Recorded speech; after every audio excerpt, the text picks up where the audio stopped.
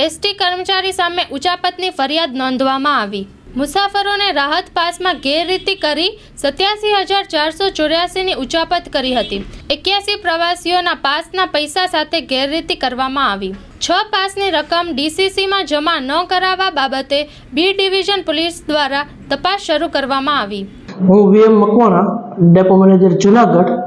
અમારા ડેપો ખાતે ફરજ બજાવતા traffic controller Subhashbhai N Mehta દ્વારા હમણાં છેલ્લા 1 વર્ષ દિવસ દરમિયાનની જે ગેરરીતિ આચરેલ છે એના અનુસંધાને મેં ફરિયાદ લખાવી છે। હવે આ ગેરરીતિ જે છે એ અમારા લાઇન ચેકિંગ સ્ટાફ દ્વારા એક મુસાફર પાસ જે છે ચેક કરવામાં આવેલ અને ચેક કર્યો ત્યારે એ લોકોને શંકાસ્પદ જણાતા તે લોકોએ વધુ જે પાસની ખરાઈ કરવા માટે અમારું જે છે ઈડીપી શાખા જે છે એની સાથે સંપર્ક કરી અને કોમ્પ્યુટર કે જે છે અમારી સ્ટેશનરીનું બધું ચેક કરી અને એમાંથી આગળ તપાસ કરતા અમે છેલ્લા વર્ષ દિવસનું જે જાન્યુઆરી 2022થી ઓગસ્ટ 2023 સુધીના એના દ્વારા જે પાસ ઇસ્યુ કરવામાં આવેલ છે એની ખરાઈ કરતા તો એવું અમને જાણવા મળેલ કે ભાઈ તેના દ્વારા જે સંસ્થાની જે છે અમારી સ્ટેશનરીનો ઉપયોગ કરી અને એના કોમ્પ્યુટરમાંથી કોપી પેસ્ટ કરી અને જે મૂળ પાસ જે છે એ ભરતા જ પાસ નંબર સાથે એક જ પાસ નંબર સાથે બીજા પાસ નંબર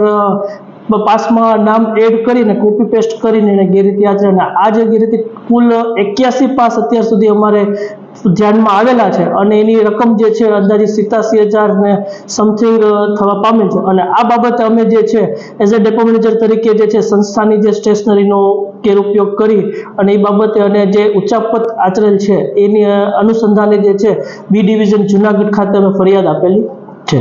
સર, આ કર્મચારી વિરુદ્ધ કઈ પ્રકારના પગલાં લેવામાં આવશે એસટી તરફથી? હવે એસટી તરફથી હાલના તબક્કે જે ગેરરીતિ જે છે એને ધ્યાનમાં આવેલ તો હાલમાં એના ઉપર જે સસ્પેન્શન જેવા પગલાં લીધેલા છે બરોબર। બાકી જે ખાતાકીય કાર્યવાહી ઉપર આગળ આવશે અને જે પોલીસ ફરિયાદ થયેલ જે છે એમાં જે કાયદાકીય રીતે જે કાંઈ સંસ્થાકીય રીતે થશે એ આગળ કાર્યવાહી કરવામાં આવશે।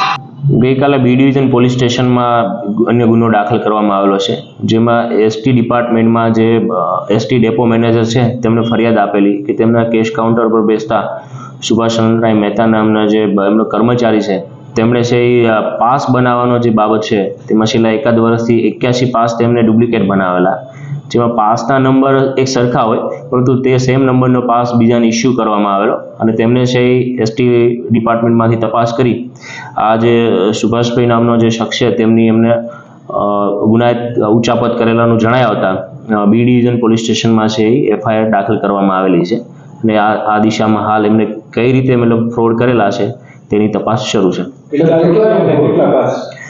આ જે એમને એફઆઈઆર આપેલી છે તેમાં 87,474 રૂપિયા છે તેમને ખરેખર જમા કરાવવાના હોય છે, પરંતુ આ રૂપિયાની ઉચાપત કરી અને એસટી ડિપાર્ટમેન્ટમાં જમા નથી કરાવ્યા અને ટોટલ આવા 81 પાસ છે એ તેમને ડમી બનાવેલા છે તેવું પ્રાથમિક રીતે હાલ તપાસમાં સામે આવી રહેલું છે। આગળ અન્ય તપાસ છે બી ડિવિઝન પીએસઆઈ પાસે છે। આરોપી પકડાઈ ગયો છે? ના, આ દિશામાં હાલ હજુ વધુ પુરાવા મેળવી આરોપીની સંડોવણી છે કે કેમ તેના આધારે છે એ ધરપકડ કરવામાં આવશે।